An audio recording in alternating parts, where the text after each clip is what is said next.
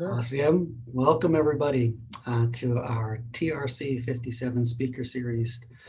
My name is Ted Cadwallader. I work for Nanaimo Ladysmith Public Schools, and I'm coming to you from the beautiful territory of the Nanaimo peoples here on the west coast of Canada.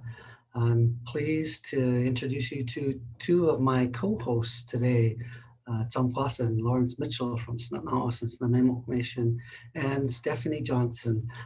Stephanie and I and Lawrence work together, helping our school district learn how to walk differently on the territories of our Salish relatives here. This is, again, a number in our series of TRC 57 speakers, and I'm going to turn it over following the protocol of the Salish territories to Tzomquatan to open our house in a good way. Kiciwamanawak. The Tanaquail, Tiet the Titel Siam, Haichgata Maka, Haichgata Eichsqualawan, Dichwam Thwimatolch, Imich Almastolch, to Chacha an Swanstlachen, Stlata Conse to Stadets to Ali Nishwalakwa, I Awata Tetiokan Namtatit. Thwimatolch, Imich Almastolch, to Chacha He Kun. Hekun se tu stalets te ali na schwalakwa ihuiet an aquel. Die huam lalam at the zap at the salchanst, ita schwawalitst, ita tsmanamst.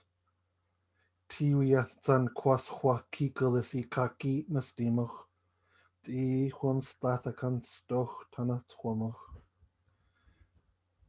Heichga the high all ait squail. Now was squam quamstan nasili, titel siam. Heichga.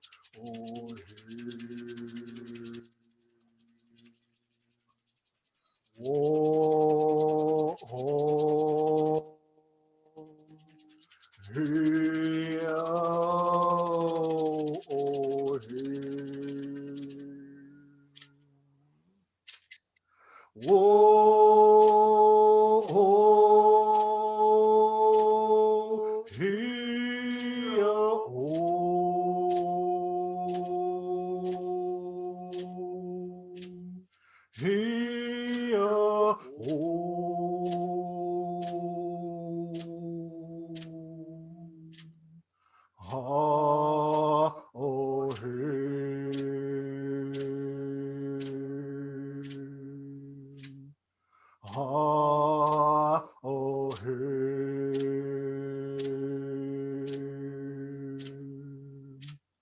wo ho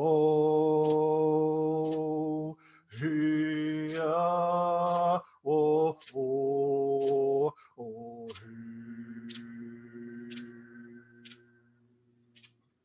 wo ho hia o he wo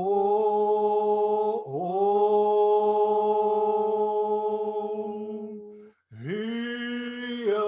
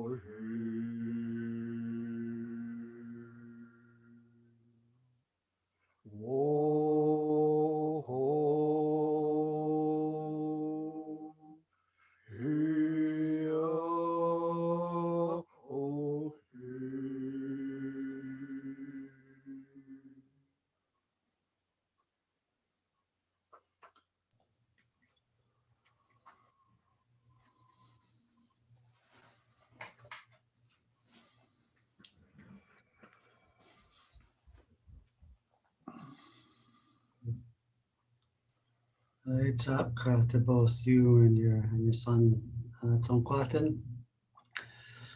Also would like to start us off too with in gratitude to say thank you to our friend Carrie Kilmartin at UBC Press for helping us with all of the authors who have come to share their wisdom, their knowledge with us as we try to walk this path well.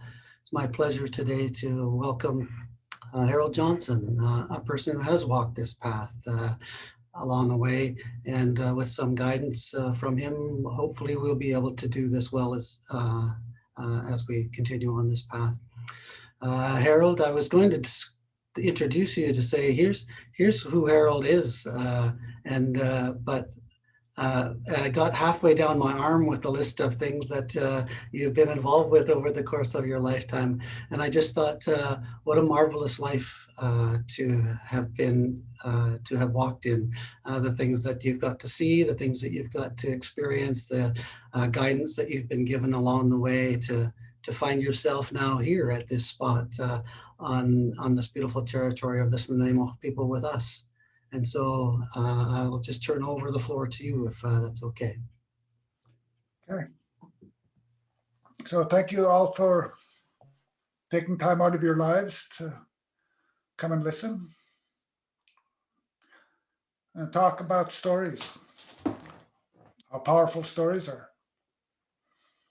I am story, you are story, the universe is story, and none of them are true. I came into this world to a community of trappers and fishers.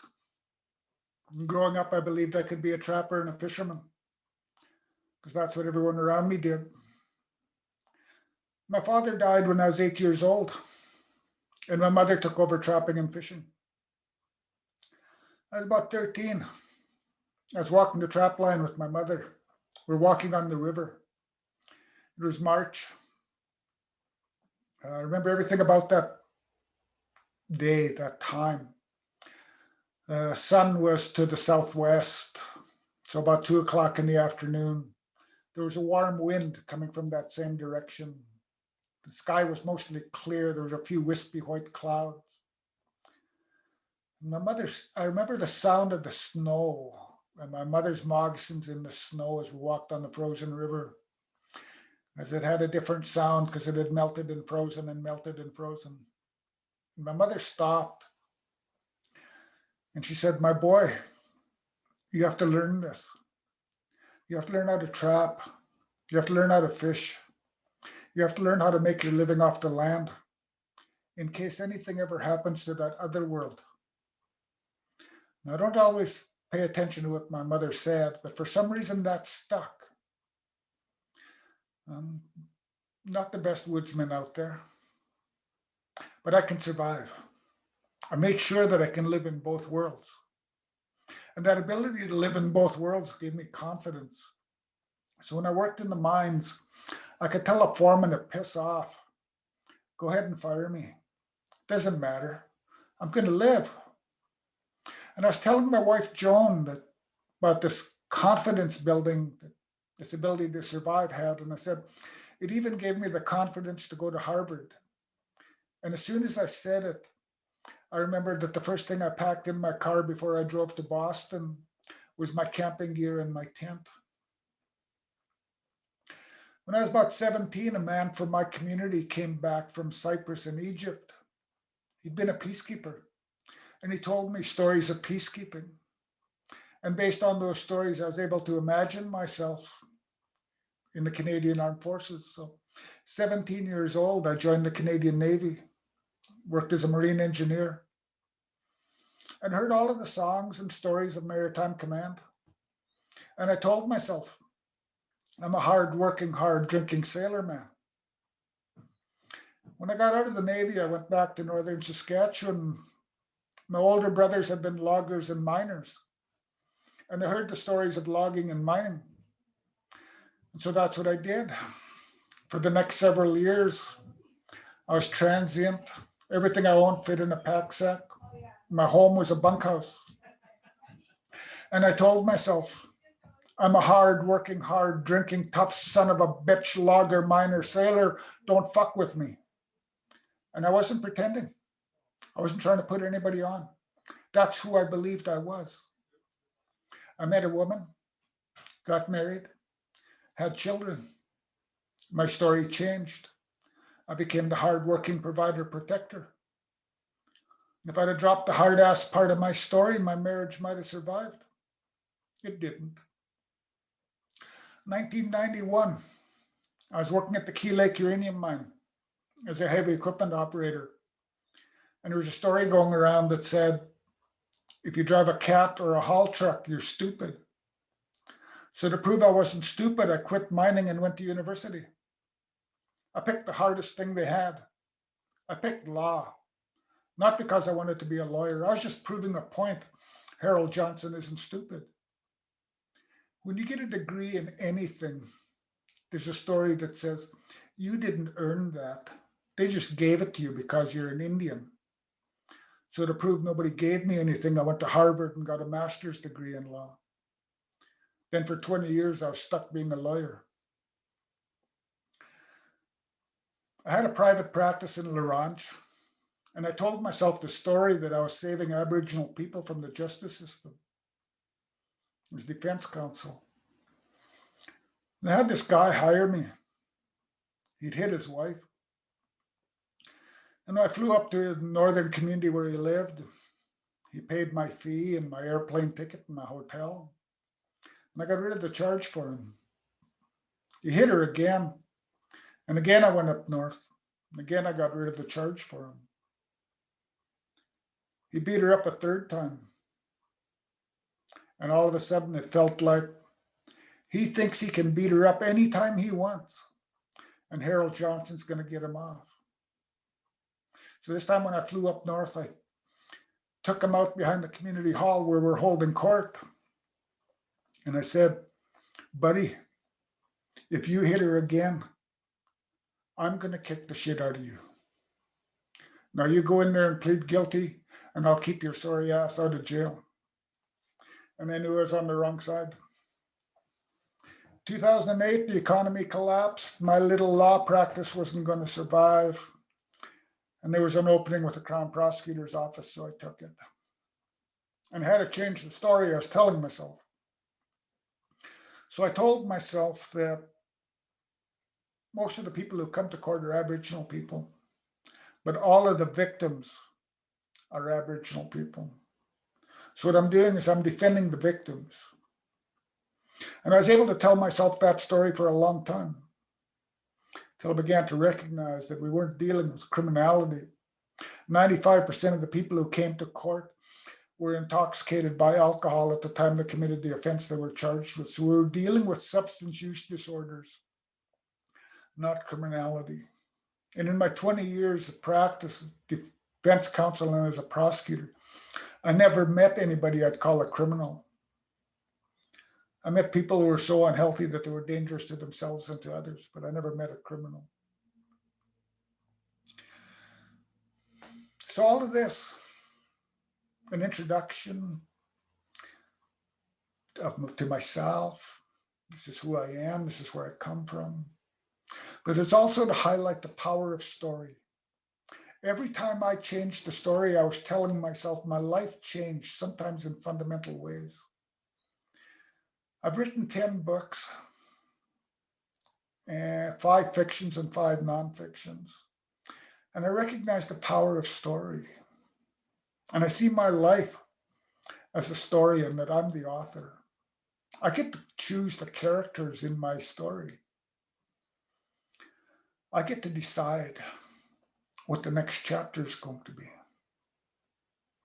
And I do it while I live it. But everything is story. I am story, you are story, the universe is story. None of them are true. We just make this stuff up. Canada's just a story. We made it up, it doesn't exist. Go down to the American border, there's no line there. We have a constitution, it's in writing. We wrote it. We could have written anything we wanted. It's okay, it works. We get by. The economy. Man, we used to believe in dragons and unicorns. Now we believe in market forces. That economy story, that money story, dig in your wallet, take out some money, have a look at it. You'll see it's just a piece of paper. But the story behind that piece of paper is so powerful, people will kill each other for it. The economy demands human sacrifice.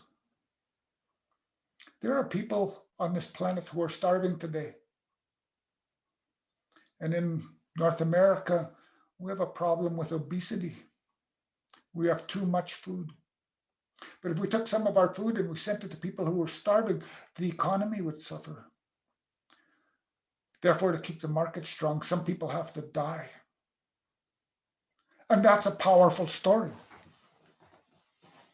That's a story so powerful that it kills people.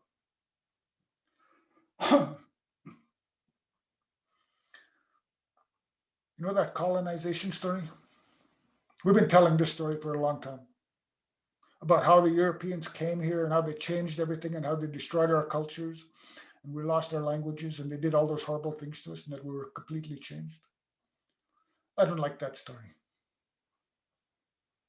I tell it a different way. Talk about what we did to them. Columbus came here, he was looking for perfume and spice. And they needed perfume and spice because the way that they were getting it from India and China had to go through the Middle East. And they fought the Crusades, and the Arabic people were a little pissed off at the Europeans. So it was really hard to get perfume and spice across the Arabic lands. So Columbus was looking for a shortcut to India. And they needed perfume because during his time, people didn't take a bath. You got 2 baths in your life, once when you were born and once when you died. And if a woman had a bath, she was considered a slut because she only did that to get a man. So if you live in a population that stinks, perfume is really important. That, and they didn't know how to cure meat. So if you have to eat rotten meat, spice is really important. So Columbus comes over here looking for India, looking for perfume and spice, and stumbles upon us. The European society at that time was arranged feudally. So we have a lord in a castle and very hierarchical structure to their society. Everybody has their place, and you know your place because it was your dad's place and your grandpa's place. And it never changes. And at the bottom level, you have serfs who have land tenure. That we don't get the private property of land yet. Haven't thought that up yet. So we have tenure. So I'm farming this land because my dad farmed this land and my grandpa farmed this land and my son is going to farm this land. So we have land tenure and everybody has their place. And the lowest people in that society were lordless men. They couldn't even imagine not having a lord. So being a lordless man was very low. These are outlaws hiding in the forest and merchants who walk between the villages carrying pack sacks full of pots and pans. And they discover America and come over. And most people can't leave because they're tied to the structure. But the merchants can come. And they come over and they take back the wealth of America and food. So you're all familiar with that Thanksgiving picture of the pilgrims with the black hat, the black hat and the black coat, and they got that table with all the food on it. Corn, beans, pumpkin, squash, tomatoes, potatoes, turnips. All of that food on the table, including the turkey, is North American food. That's Indian food. Now, there's Indians in the picture, but the story that they tell is that they were giving that food to the Indians. The truth is actually the other way around. We were sharing our food with them. So Europeans found North American food and medicine and take it back to Europe. Now, you got to remember that this population of very hungry people whose primary food was oat, wheat, and barley and rotten meat had suffered the bubonic plagues. And some estimates say that their population was decimated by at least 3/4. So we'll bring back healthy food and our medicine, and the European population begins to thrive. The merchants take back shiploads of gold, take back the wealth of America. And now they have more money than the monarchs. The monarchs' treasuries are empty because they've been fighting puny little wars between each other for hundreds of years. They're broke. And the merchants come back with all this money. They've got more money than the monarchs. And that whole system gets turned upside down. The merchants become tycoons. The wealth from America pays for the Industrial Revolution. And that whole system gets changed. The lowest people in that system become the highest people in that system. I just moved from my trap line to Gabriola. I can live off the land. Our people's languages are still strong. I can survive. I have a sweat lodge. I still pray the same way. We know the songs. We haven't changed. They have. You can't recognize their system anymore. It's completely changed, and we did that to them. Stories are powerful. Stories are very powerful. They shape the world.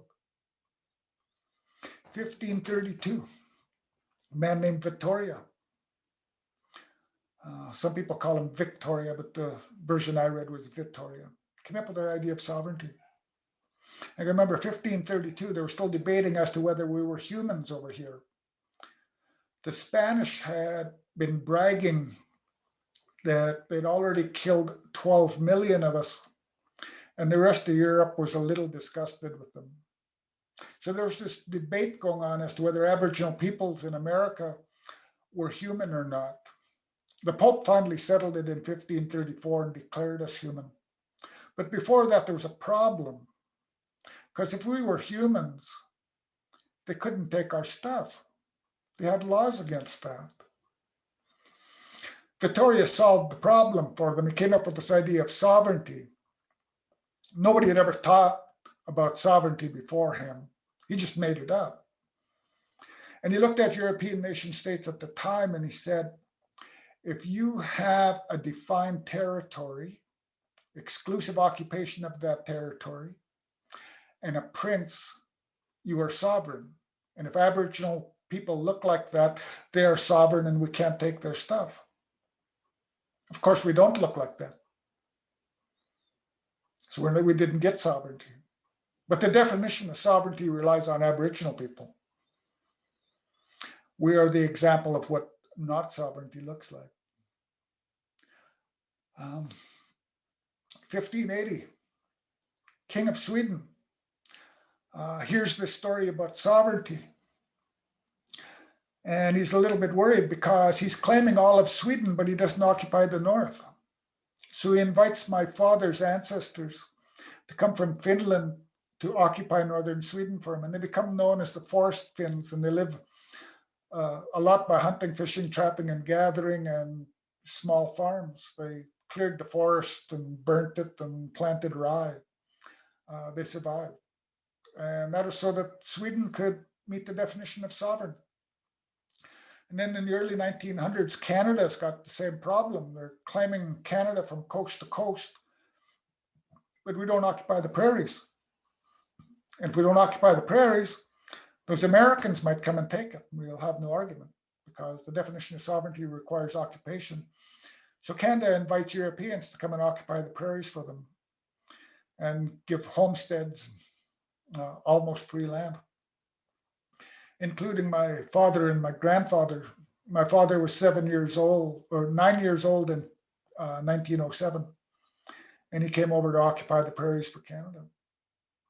So the sovereignty story has had an impact on me in many ways.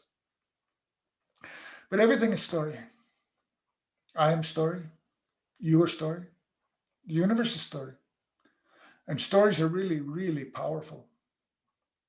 Stories can heal you, and stories can kill you. Placebo. I give you a sugar pill, and I tell you that it's medicine. If you take the pill and believe the story, 35 to 50% of people experience a reduction in their symptoms. There was a boy with leukemia. He imagined the Lone Ranger riding through his blood veins, shooting the cancer cells with silver bullets.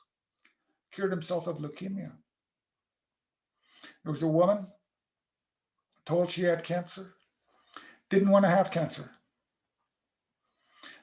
She went home and watched happy movies, any movie, as long as it had a happy ending. And she watched one after the other. 3 months later, she went back to her doctor. The cancer was gone. Stories can heal you. Stories can kill you. Nocebo. I give you the same sugar pill.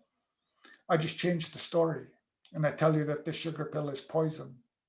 If you take the pill and believe the story, you're going to get sick. And you might even die. There's a young man, 26 years old, took 29 pills that he thought were antidepressants. His heart rate went down. His blood pressure dropped. He required medical intervention. They had him on intravenous. And he did not recover until they told him that all he had taken were sugar pills. Stories can kill you. There was a man with a very fast-acting cancer.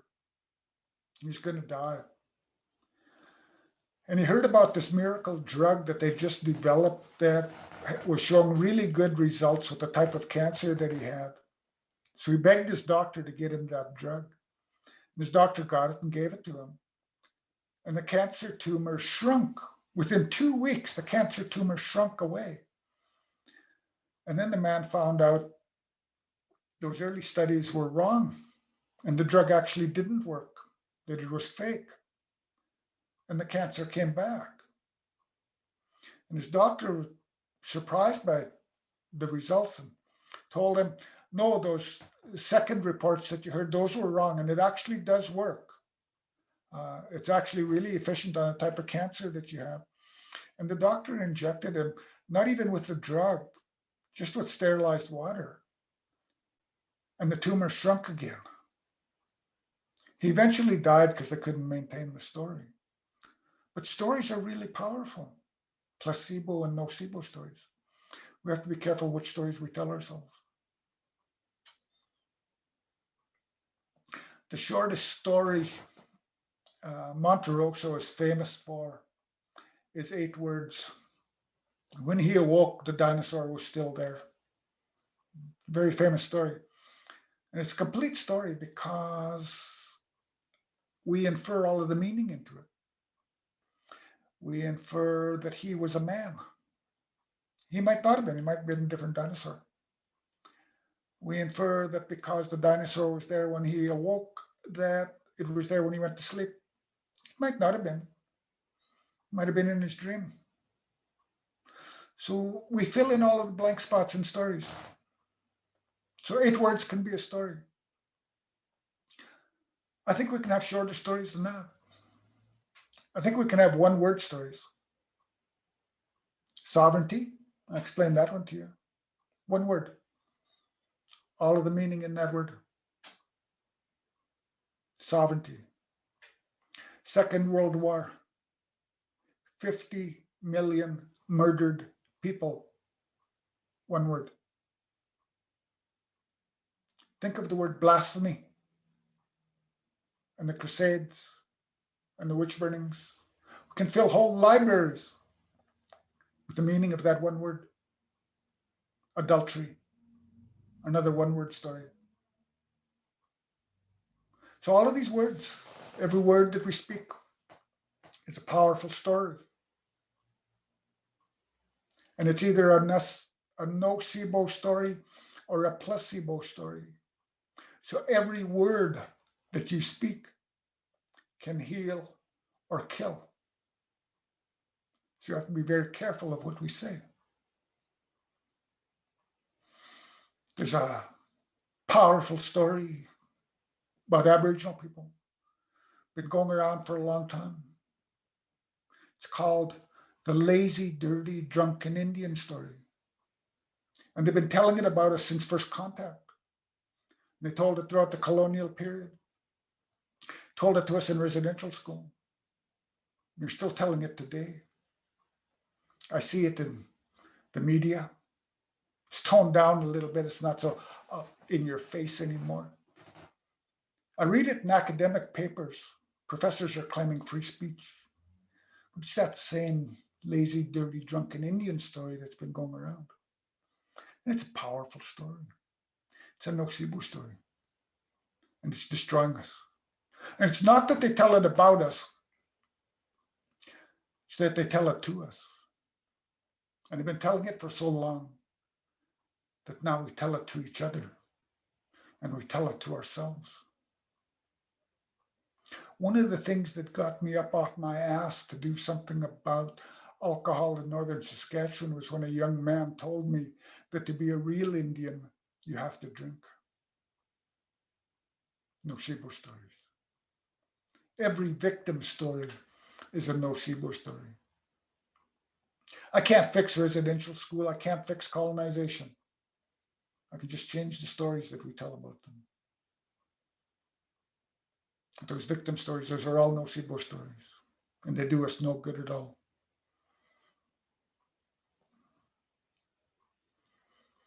Edgar Allan Poe said, believe half of what you hear, or believe nothing that you hear and half of what you see. He got it right. A lot of what you see is socially derived. You have 2 eyes. You should see 2 pictures, 1 for each eye. Each of those pictures should be clear toward the center and fuzzy around the outside because you have more cones and rods, the things that do the actual seeing, closer to the center of your eye and less at the periphery. Each of those 2 pictures should have a big black spot in the center because you can't see through the optic nerve that runs down the center of your retina. What your brain does is takes those 2 pictures, merges them together, and fills in the empty spot. You know what it fills the empty spot in with? Shit you made up. A lot of what you see isn't there. I like coffee. I like really strong coffee. And when I'm traveling, I know the best coffee on the road is McDonald's. It's consistently good. And I'm in a McDonald's and I've ordered 4 shots of espresso. And it's a strange order and it takes them a little time to fill. And I'm standing there being patient. And an Aboriginal woman walked in and she saw me across the floor and started walking toward me. And I saw her coming. And I said, "Oh, shit. Here it comes. She's drunk. She's going to tell me about a sick relative on the reserve and want $20 to get home." But as she's walking towards me, I tell myself, no matter what, you treat this woman with respect. And she comes up to me and she just wants to talk. She saw the braids. That's all. She just wanted to visit. And I checked her out. Her shoes were new, shining.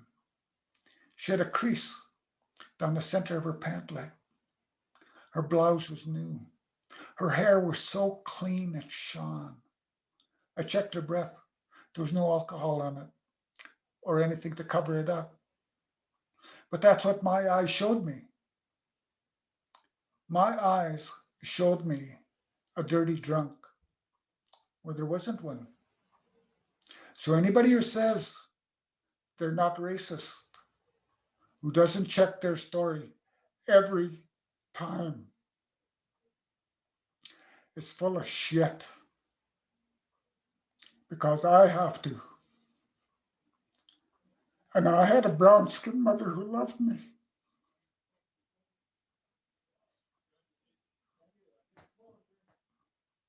Stories. Stories. Just stories. Stories that shape and change the world. And none of them are true. If you want to understand Aboriginal people, you have to understand trauma. I was a Crown prosecutor and I handled 1,500 files a year. About 1,000 of them documented the trauma. We're beginning to understand PTSD after the Vietnam War. There's this man named Tom, not his real name, just one of the case studies I read. Tom was in Vietnam and his platoon got ambushed and his buddies all got killed in a rice paddy. But 30 years later, when he's talking to a psychologist, that's not what he wanted to talk about. He wanted to talk about what happened the next day. The next day, when he went into a Vietnamese village and he killed unarmed villagers and he raped a woman. The atrocity that Tom committed traumatized him more than the atrocities committed against him. So I've got my 1,000 files that include the offender who was traumatized and the victim who got the shit kicked out of her and the 5 children who watched. Then you take my 1,000 files and you multiply that by 11 prosecutors in Northern Saskatchewan, and we have 11,000 files a year, each documenting multiple traumas. And there's only 37,000 people there. It doesn't take long until that population is traumatized multiple times. The best medicine for PTSD is alcohol. It resolves all of the symptoms. If you have PTSD, you're at an anxiety depression level of 7, 8, 9, and you're there all the time. You wake up in the middle of the night and you're still there. You go out and you have a few drinks and that goes down to 2 or 3, and that feels pretty good. You think that's what normal people feel like, and you want to be there all the time. Problem with alcohol, it might resolve all of the symptoms, but that has some side effects. And the biggest side effect is that you quickly develop a tolerance to it and it requires more and more. And the more you drink, the more violence there is in your community. And the more violence, the more trauma. I'll tell you a story. Young man, I know him really well. He's in a relationship. He's too young to be in a relationship. He doesn't know how that works. Him and his girlfriend walk out of the community late at night down the highway. They have a bottle. They're standing on a bridge having a lover's quarrel. She jumps in front of a semi to prove that she's serious. Commits suicide in front of him. He stays with the body for 3 hours till the police and the ambulance arrive. He's traumatized. He's having feelings. He's having thoughts. Things he doesn't understand, things he can barely even describe. He goes to see someone older, someone wiser, asking about these feelings and thoughts that he's having. Talks to his aunt. And his aunt tells him, go and get drunk and forget about it. So he does. Gets drunk. Stays drunk. And one morning, beautiful July morning, sleeping in his car. Police are knocking on the window. Sometime during the night, he doesn't even remember. He's driving around drunk, ran over his cousin, killed his cousin, found his cousin's DNA underneath his car. More trauma, more grief, more reason to drink. And we've got this wheel of trauma and grief and self-medicating with alcohol and trauma and grief and drinking and trauma and grief and drinking and trauma and grief and drinking. And it's rolling over top of us. And it's destroying us. And the only spoke in that wheel that I can see to knock out is that alcohol spoke. Because that's just a damn story.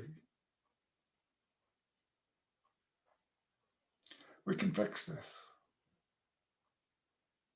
We can make it better. Because I had to quit prosecuting. I couldn't do it anymore. I couldn't continue to fill the jails full of Aboriginal people. We started locking up Aboriginal people in Saskatchewan in about 1960. And the incarceration rates continued to climb steadily since then. In the mid-1990s, Canada changed the criminal code, added section 718(2)E, instructing judges to pay attention to the unique circumstances of Aboriginal people, and told them what circumstances to pay attention to. 2012, Supreme Court came down with a decision called R versus IPLE. Nothing changed. We tinker with the system and tinker with the system and nothing changes. And the incarceration rates continue to climb. And now we're locking up more women and children than at any time before.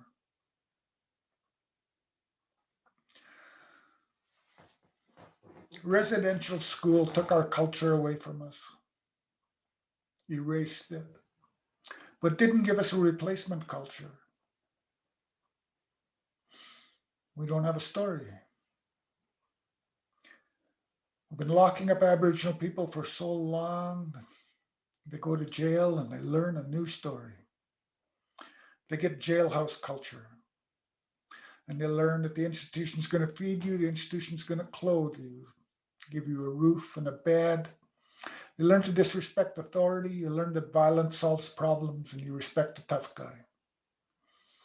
And we've been bringing this jailhouse culture back into our communities for so long that many of our youth now believe that jailhouse culture is Aboriginal culture. And we just keep perpetuating this horrible, horrible story. Trying to find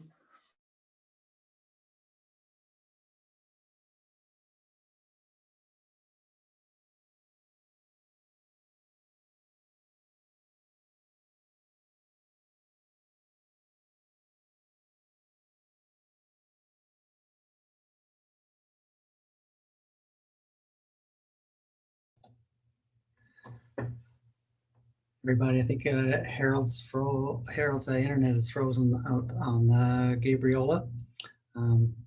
So I just want to we'll give him a few minutes to come back, and Stephanie will do her best to communicate with Harold to bring him back. He's shared with us this amazing story of his own life, the story that around Canada, stories that we tell ourselves that are true. Shared us those blind spots. Those are the same sort of things that I know our organizations are all involved in, telling the story about what we would like to become, telling the story about what we are. I know that our school district tells its story about what we are and what we'd like to become, but it's still hard to interrupt that flow, still hard to interrupt that story. I know that each of our students come to school each day and they have a story about who they are, and sometimes it gets turned sideways too. Sometimes we can tell them what they can become, give them opportunities to imagine something different, and then try to wrap around them and help them on that path. We can try to keep telling her that every single day. So I think there's a big message in there for all of us. I've written down some notes that Harold talked about sovereignty and that story of sovereignty. And in his book, Two Families, he covers a lot of the Charter of Rights. He covers the Constitution, all as a story. But he also talks about the treaties and government and how those two families came together and how the Indigenous family adopted the family that's here and an opportunity to tell a different story. In that book too, he talks about 7 generations out and how we, even though he and I say that we might be too old to change now, we've still got a responsibility to change, because if we can think 7 generations out, then we have an opportunity to say, hey, the story could be different 7 generations from now. The same story that our ancestors told about 7 generations going forward. Everything was a possibility. So we have, Stephanie, have you got in touch with Harold yet? I've sent him a note and trying to get a hold of him. I imagine with the relative, the snow that has joined us here today in the Salish territory, I wonder on Gabriola if his power is completely out. Could be. We are quite excited here today, everybody, because it's snowing here, and because it doesn't happen here in this territory very often, we're feeling like kids again. So, well, Stephanie, I'm going to reach back to the beginning of this, where Cotton set the stage for us. We do that every time that we're together, because following the protocols here, we do want to create that space where Harold can talk about the truth in the truth and reconciliation component about that story. I know that our district is dealing with some of those truths. I know that some of the organizations who've joined us and ministries of education, church groups, and individuals are on this path as well. And it's important that we deal with the truth. We listen carefully around those truths. And I hope you'll join us next time when we have another great storyteller with us, who will he's had a great impact on Indigenous peoples and international law the world over, and he'll share that incredible story as well. And all our relatives joining us from all across Canada. I know the message today was a heavy one, and I would have loved to have heard Harold close the house for us. But we want you to treat yourself very carefully and gently and kindly. And if you get a chance, please do read Harold's book, Two Families, Treaties and Government, because we all are treaty people here in North America. It's a beautiful story of how two families look after each other. So thanks for joining us, everyone. Thanks again, Steph, as always. Thank you. We'll see you next time on. Yeah. Bye.